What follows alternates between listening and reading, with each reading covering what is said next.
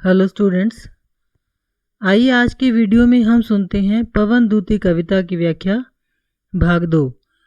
बच्चों, पिछले वीडियो में आपको ये समझ आ गया था कि जो राधा है वो कृष्ण के वियोग में दुखी है और उसके कमरे में जो वायु आ रही है, जो शीतल पवन आ रही है, वो उसको बहुत दुखी कर रही है। और राधा उस पवन से कहती है कि उसके मन की बात जाकर वो कृष्ण को बता दे, यानी कि जो पवन है, जो वायु है, वो उसके लिए संदेशवाहक का कार्य करे। देखिए, मेरे प्यारे नव जलद से कंज से नेत्र वाले, कि मेरे प्यारे मतलब मेरे प्यारे कृष्ण, नव मतलब नवीन, जलद मतलब बादल। कि राधा कहती है कि मेरे प्यारे कृष्ण जिनका शरीर नवीन बादलों जैसा है, कंज से नेत्र वाले और जिनके नेत्र कमल के जैसे हैं, जाके आए ना मधुबन से ओ ना भेजा संदेशा। कि वो कृष्ण जो नवीन बादलों जैसे शरीर वाले हैं और जिनकी आँखें कमल के समान सुंदर हैं, वो कृष्ण मथुरा नगरी जाने के बाद लौटकर वापस नहीं आए और ना ही उन्होंने संदेशा भेजा। मैं रो रो के प्रिय विरह से बावली हो रही हूँ और मैं प्रिय के विरह में, यानी कृष्ण के विरह में रो रो कर पागल सी हो रही हूँ। जाके मेरी सब दुख कथा शाम को तू सुना दे। कि हे पवन, तू जाकर मेरे मन की सारी दुख की कथाएं कृष्ण को सुना दे। जो ऐसा तू नहीं कर सके तो क्रिया चातुरी से जाके रोने विकल बनने आदि ही को दिखा दे। अब देखिए, जो पवन है वो बोल नहीं सकती है ना, कृष्ण को राधा का संदेशा कैसे पहुंचाएगी? तो राधा कहती है कि अगर तू बोल नहीं सकती, तू कुछ नहीं कर सकती, तो ऐसा करना कि कुछ चतुराई से ऐसी क्रियाएं करना कि जिससे कि रोने और व्याकुल होने की जो अवस्था है वो कृष्ण को पता चल जाए। यानी कि राधा कृष्ण के वियोग में दुखी है और रोती रहती है, ऐसा दिखाने के लिए पवन कुछ ऐसी क्रियाएं करे, पवन कुछ ऐसा कार्य करे कि जो कृष्ण हैं वो उसको समझ जाए कि राधा दुखी है। चाहे ला दे प्रिय निकट से कोई वस्तु अनूठी, या फिर तू जाकर मेरे कृष्ण के पास से कोई अनूठी वस्तु ले आ, यानी कुछ चीज़ ऐसी उड़ा कर ले आ जिससे कि मुझे ये आभास हो कि तू कृष्ण से के पास होकर आई है। हाँ हाँ, मैं हूँ मृतक बनती प्राण मेरा बचाते। कि मैं कृष्ण के वियोग में मरती जा रही हूँ, मृतक के समान हो गई हूँ।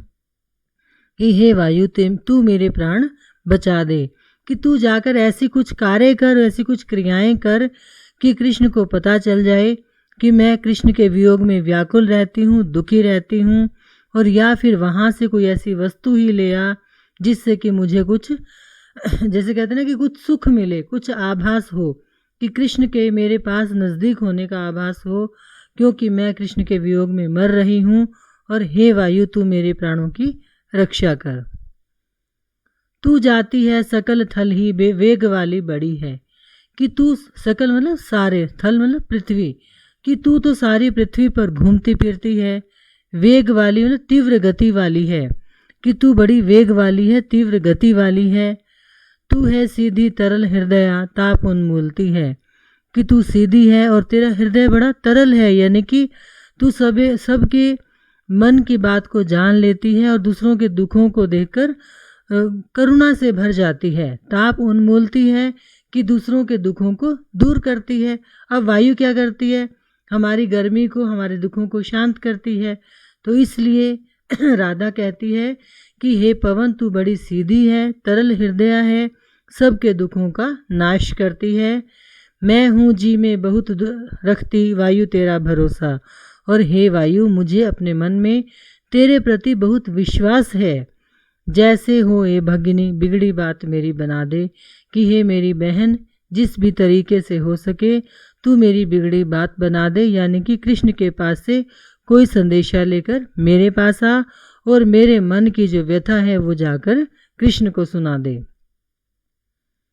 कालिंदी के तट पर घने रम्य उद्यान वाला ऊंचे ऊंचे धवल गृह की पंक्तियों से प्रशोभी। अब वो क्या कह रही है कि जो कालिंदी यानी जो यमुना नदी है उसके तट पर, उसके किनारे पर घने रम्य मतलब घने और सुंदर उद्यान मतलब बगीचे, कि यमुना नदी के किनारे पर घने सुंदर बगीचों वाला ऊंचे ऊंचे धवल गृह की पंक्तियों से प्रशोभी, कि ऊंचे ऊंचे धवल मतलब सफ़ेद, गृह मतलब घर, कि यमुना नदी के किनारे पर बहुत ही सुंदर सुंदर बाग बगीचे हैं और वहाँ पर सफ़ेद महलों की पंक्तियाँ हैं, यानी कि बहुत सारे महल वहाँ सुशोभित हो रही हैं।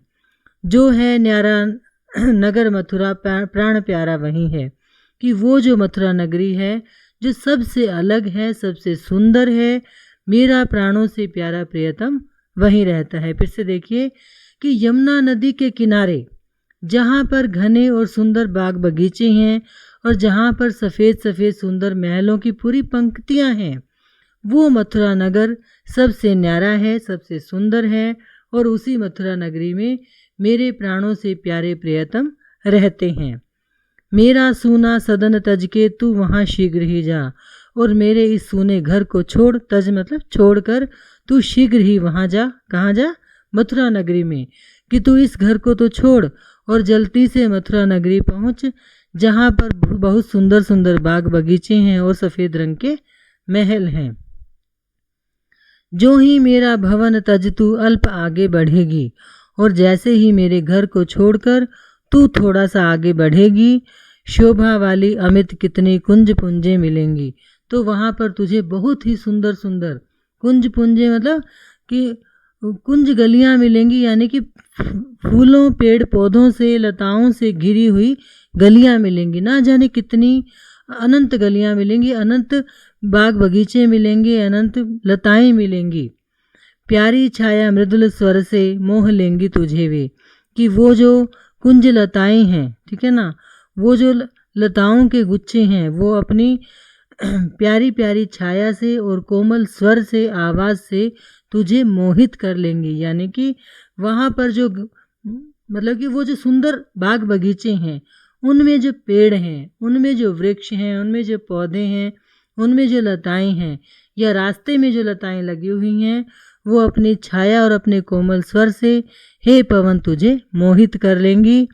तो भी मेरा दुख लख वहाँ जाना विश्राम लेना। लेकिन फिर भी यानी कि इतने सुंदर प्राकृतिक वातावरण को देखकर भी तू वहाँ विश्राम करने के लिए रुक मत जाना, क्योंकि वो सब तुझे आकर्षित करेंगे, तुझे सुंदर लगेगा, तो तू विश्राम मत करना, बल्कि वहाँ मेरे दुख की ओर देखना और आगे बढ़ जाना। यानी कि जब राधा के घर को छोड़कर वायु आगे बढ़ेगी तो उसको मथुरा नगरी के जो बाग बगीचे हैं, वहाँ के जो लताएं हैं, वृक्ष हैं, पेड़ पौधे हैं, वो सब उसको आकर्षित करेंगे।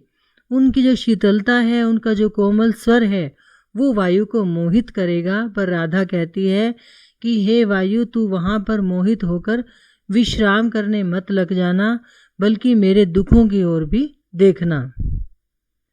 थोड़ा आगे सरस रव का धाम सतपुष्प वाला, और जब तू थोड़ा और आगे चलेगी तो वहाँ पर क्या होगा, सुंदर सुंदर सरोवर वाला एक महल मिलेगा, जहाँ पर सुंदर सुंदर पुष्प भी लगे होंगे।